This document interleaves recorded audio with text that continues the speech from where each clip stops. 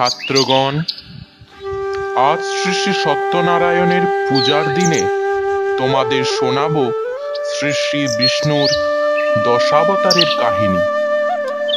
প্রথম অবতার শ্রী মৎস্য অবতার।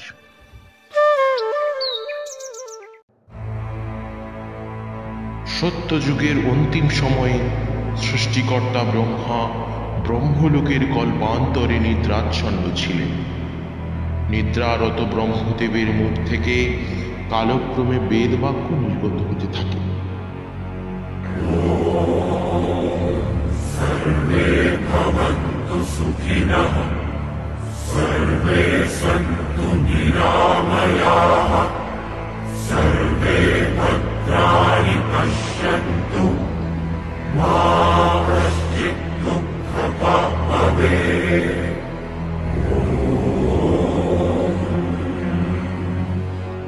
কালক্রমে এক ভয়ঙ্কর অসুর হায়গ্রীব সেই বেদবাণী আত্মস্থ করে নেয়।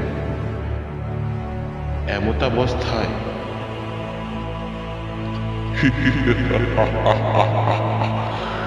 এই বেদবাণী আত্মস্থ করে আমি অমর হয়ে যাব।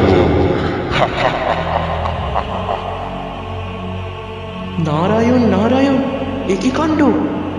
দুষ্ট অসুর হায়গ্রীব যে বেদবাণী আত্মস্থ করে অমর হয়ে যাবে। আজ সৃষ্টি যে রসাতলে যাবে প্রভু। হে প্রভু, রক্ষা করুন প্রভু।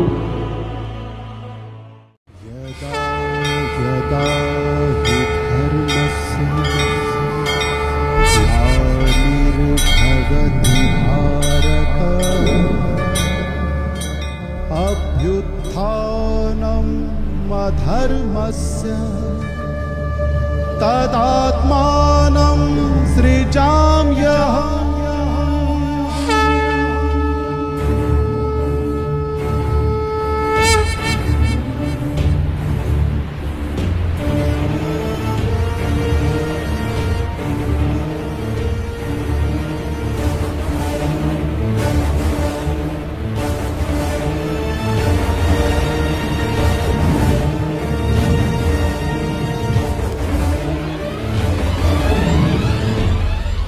অবশ্যই দেবর্ষি নারদ, বেদবাণী রক্ষা করতে আমি অবতীর্ণ হব মৎস্য অবতারে।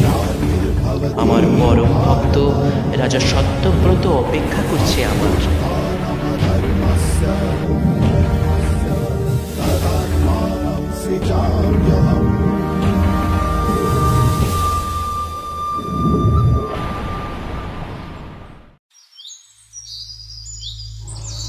একদিন রাজা সত্যব্রত জঙ্গলের পথে নদীর তীরে তর্পণের জন্য বেরোলেন।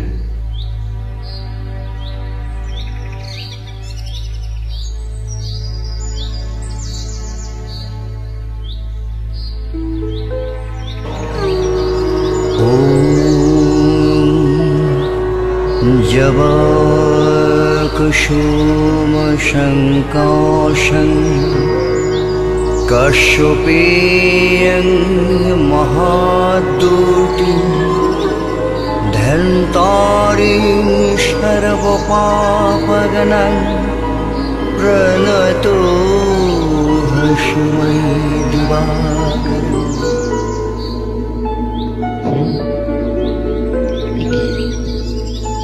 এই যে ক্ষুদ্র মৎস্য।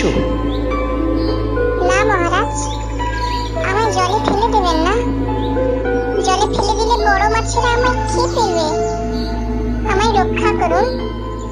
তুমি ভয় পেও না, তোমায় আমি আমার সাথে আমার রাজপ্রাসাদে নিয়ে যাব। আমার কমণ্ডলুতে তোমায় নিয়ে যাব। আমার সুবিশাল রাজপ্রাসাদে তোমার থাকার কোনো অসুবিধে হবে না। কিন্তু কিছুক্ষণের মধ্যেই ক্ষুদ্র মৎস্যটির আকার কমণ্ডলুর সমান হয়ে পড়ে। হে মহারাজ, আমি যে আর এখানে থাকতে পারছি না। আমায় অন্য কোনো বড় স্থানে নিয়ে চলুন। আবারও সেই মৎস্যের আকার জলাশয়ের সমান হয়ে পড়ে। তখন রাজা সত্যব্রত মৎস্যটিকে নদীতে পুনরায় ফিরিয়ে নিয়ে যান। কি তুমি তুমি তো কোনো সাধারণ মৎস্য হতে পারো না। কি তোমার আসল পরিচয়? यदा यदा हि धर्मस्य ग्लानिर्भवति भारत। হে প্রভু, আপনি মৎস্য অবতারে আবির্ভূত হয়েছিলেন। আমি কি মূর্খ প্রভু, আপনার সান্নিধ্য উপলব্ধি করতে পারলাম না। শোনো সত্যব্রত, আজ হতে 7 দিন পর এক মহাপ্রলয় আসতে চলেছে। সব কিছুর বিনাশ ঘটবে, এক নতুন যুগের প্রারম্ভ হবে।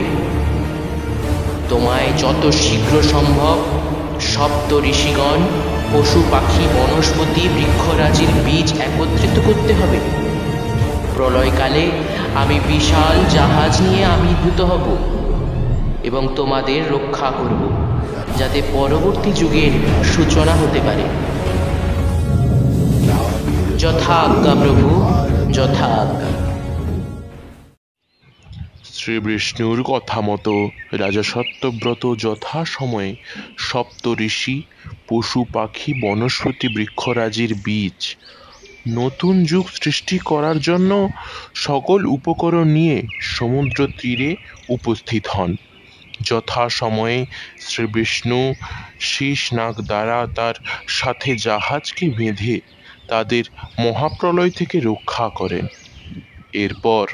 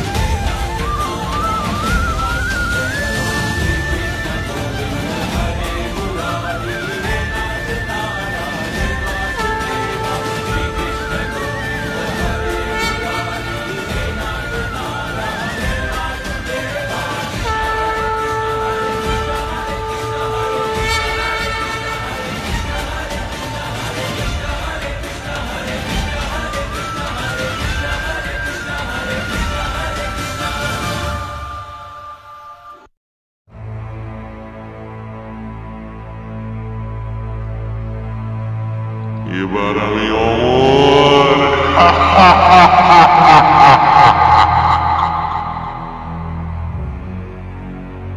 না হে নরাধম, আজ তোর বিনাশ আমার হাতে।